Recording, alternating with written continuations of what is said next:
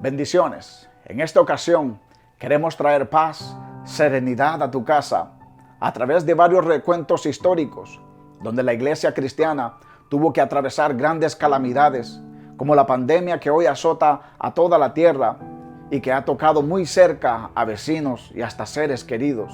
Con esto queremos mostrar que la iglesia no ha sido ausente de sufrimiento, pero la iglesia ha sido esencial para ayudar a atravesar estos momentos difíciles. Y esta vez estamos confiados que no será la excepción. La iglesia, otra vez más, será las manos de Jesús en la tierra, ayudando a atravesar esta crisis en el nombre de Jesús. Esta pandemia, conocida como COVID-19, presenta similares problemas para la iglesia de este siglo, tal y como las que tuvieron que atravesar nuestros hermanos a través de la historia. Es muy notable que ante la amenaza en contra de nuestra salud y aún ante el riesgo de perder nuestras vidas, Dios ha usado a la iglesia para traer esperanza a través del Evangelio, que nos enseña que Jesús puede sanar, pero lo más importante es que promete vida eterna a los que acceden al arrepentimiento. He aquí unos ejemplos de cómo la iglesia enfrentó y superó varias calamidades.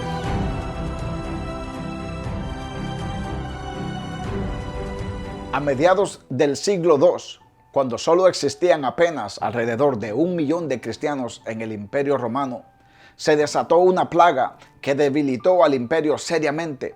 Se reporta que morían 5.000 personas cada día, pues la peste era muy mortal. Pero sucedió algo sorprendente. Los cristianos que todavía eran perseguidos por sus creencias monoteístas tuvieron un gran impacto en medio de esa pandemia, pues corrían a auxiliar a los que se infectaban. Mientras los políticos y adinerados huían de las ciudades, los cristianos atendían a los enfermos con el riesgo de aún perder sus propias vidas. Hoy en día conocemos la plaga como la plaga de Ciprán, que es el nombre del pastor, escritor de historia que presenció la peste. La influencia de los creyentes fue tanta que al terminar la pandemia, los cristianos pasaron a ser un grupo de 1 millón de creyentes a 6 millones de creyentes en tan solo poco tiempo. El número de creyentes aumentaba porque la actitud de estos pocos reflejaba el carácter y las enseñanzas de Jesús de amar al prójimo como a nosotros mismos, y muchos querían imitar esta nueva fe.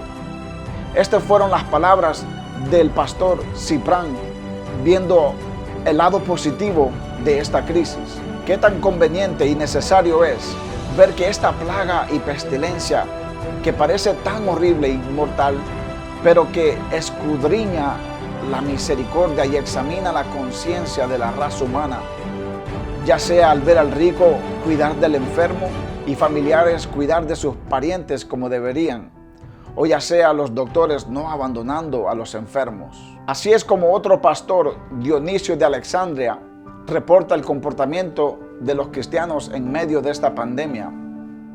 La mayoría de nuestros hermanos cristianos mostraron amor sin restricción y lealtad, sin egoísmo, sin pensar en sí mismos. En medio del peligro se encargaron de los enfermos. En el libro titulado La expansión del cristianismo, el escritor y profesor de ciencias sociales Rodney Stark afirma que el rápido crecimiento del cristianismo puede ser explicado por sus convicciones y acciones ante las pandemias. Y esta convicción en Dios y nuestra reacción, una vez más, es la que nos hará victoriosos. En el siglo XIV, el icónico reformador Martín Lutero tuvo que enfrentar a la peste más devastadora de la historia de la humanidad. Murieron 60 millones de personas, más de la mitad de la población de Europa. Las cartas de Martín Lutero nos enseñan el deber de la iglesia con fundamentos bíblicos ante las tenebrosas condiciones. Martín instruyó a la iglesia a responder a las calamidades citando las enseñanzas de Jesús en Mateo 22:39. amarás a tu prójimo como a ti mismo. Martín Lutero no solo predicaba esto, sino que lo practicaba junto a su esposa embarazada. Hicieron de su hogar un lugar de refugio para los enfermos, sabiendo que corrían el riesgo de contraer esta peste. Si algo podemos aprender de la iglesia y de este pastor, es cuáles son nuestros deberes como ministros y las precauciones que debemos tomar.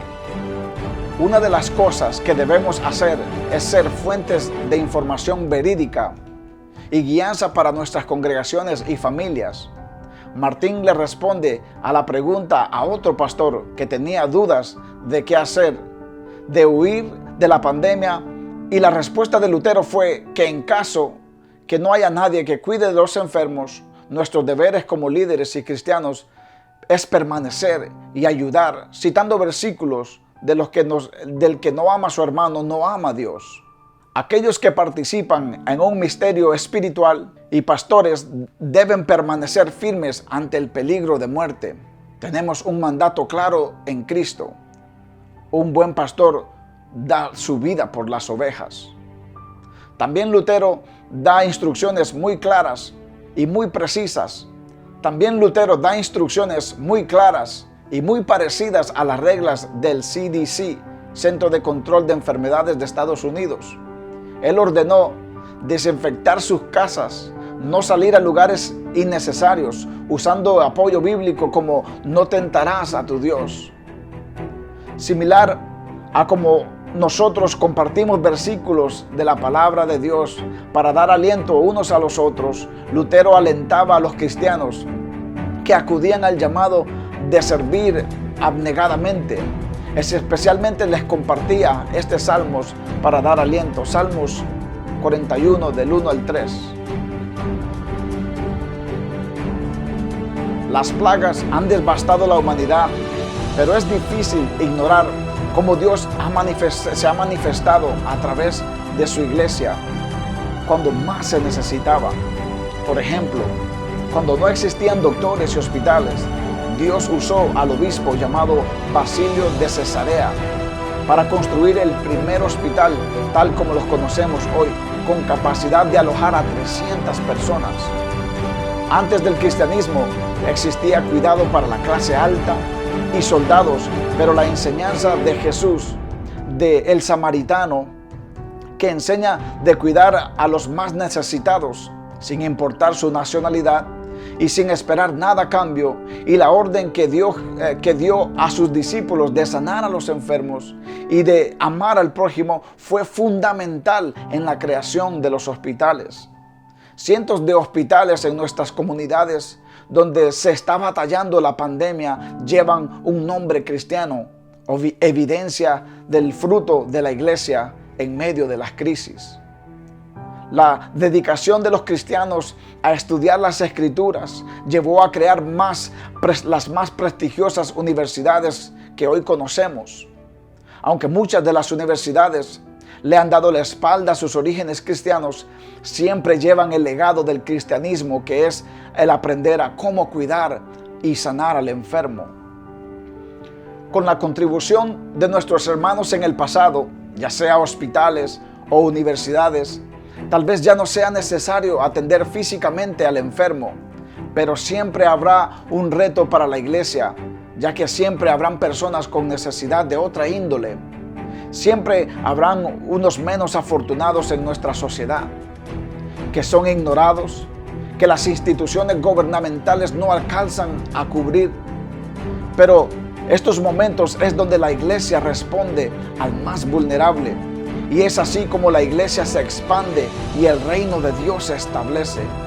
Gracias a Dios podemos ver que la iglesia también ha socorrido a los más vulnerables en nuestra sociedad, construyendo fundaciones cristianas con alcance mundial que ayudan a personas sin importar su credo, como por ejemplo la Cruz Roja, Salvation Army o Samaritan Purse, por mencionar algunas. La iglesia siempre ha pasado tragedias mundiales y siempre ha propuesto soluciones. Ahora más que nunca, aunque estamos momentáneamente encerrados en nuestras casas, Sabemos que nosotros somos la iglesia, el cuerpo de Jesús en la tierra. Y estoy emocionado al ver lo que Dios a través de nosotros hará, porque las puertas del infierno no prevalecerán contra la iglesia. Y ese eres tú y soy yo. Quiero compartir este versículo para terminar. En Juan 4:35, Jesús nos dice: ¿no dicen ustedes que falta 4 meses para la cosecha? Pero yo les digo, abran los ojos y miren los campos sembrados, la cosecha está lista. Bendiciones.